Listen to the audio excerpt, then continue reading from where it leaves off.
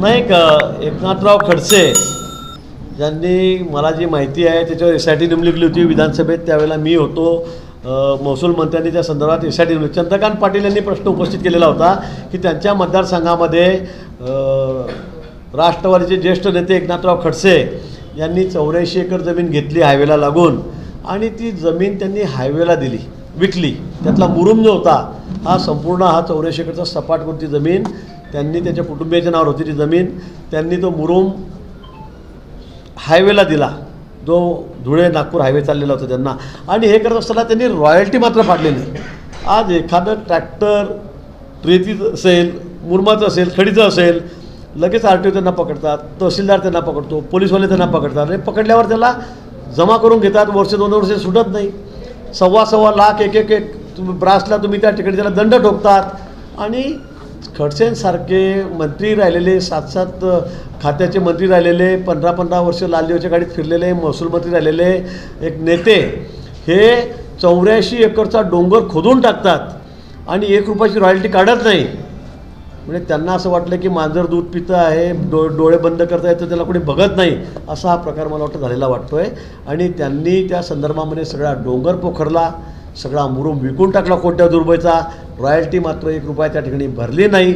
जे मी महसूल मंत्र्यांनी उत्तर दिलं, SITचा जो रिपोर्ट आलेला आहे तो वाचल्यावर आपल्याला सांगतो आहे. आणि हा सगळा पैसा त्यांनी 2 नंबरमध्येच घेतला. सरकारला त्याचे कुठले पैसे भरले नाही. SIT झाल्यावर त्याची सगळी गुगल मॅपिंग झालं, सगळं त्याचं मोजमाप झाली आधुनिक पद्धतीने. आणि जवळपास 137 कोटी रुपये दंड त्यांना या संदर्भामध्ये शासनाने केलेला आहे, महसूल खात्याने केलेला आहे, तहसीलदाराने प्रांताने केलेला आहे.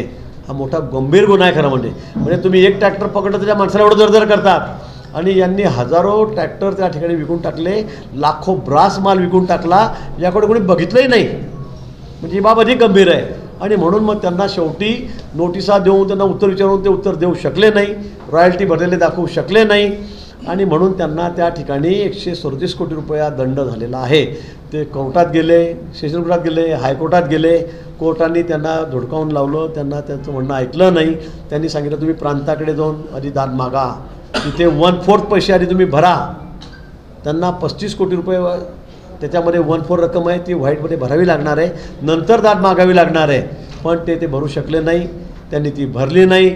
आणि म्हणून परवा मला वाटतं काहीतरी 2-4 दिवसापासून मी वाटतं वर्तमानपत्रात आपल्यामध्ये ऐकलं सोशल मीडियातून की त्यांच्या जेवढ्या प्रॉपर्टी आहेत, अगदी फार्म हाऊस असेल, घर असेल, दार असेल, शेती असेल, वाडी असेल, गाडी असेल, सगळ्यांवर आता शासनाने त्यांचा शिक्का मारलेला आहे. त्यांची जी संपत्ती आहे, प्रॉपर्टी आहे, ती शासनाने आता ताब्यात घेतलेली आहे. आणि येणाऱ्या पुढच्या काळामध्ये त्यांनी अजूनच पैसे नाही भरले तर त्याचा लिलावही होईल, अशी सगळी पद्धत त्या ठिकाणी चाललेली आहे. एवढी माहिती मला त्या संदर्भामध्ये आहे. त्यांच्या ते सगळ्यांच्या नावावर प्रॉपर्टी आहे, त्यांच्या कुटुंबातल्या. खडसे परिवार म्हणजे खडसे परिवार, त्याच्यामध्ये मग खासदारचं आहेतच, त्या पण आहे त्याच्यामध्ये. आता तो निवडणूक आयोग त्याच्या संदर्भामध्ये निर्णय घेईल, आपण काय सांगू. पण आता तुमच्याकडे 1 रुपया जरी बाकी असली, लाख रुपये जरी बाकी असली, तर तुम्हाला तर ओढता येत नाही.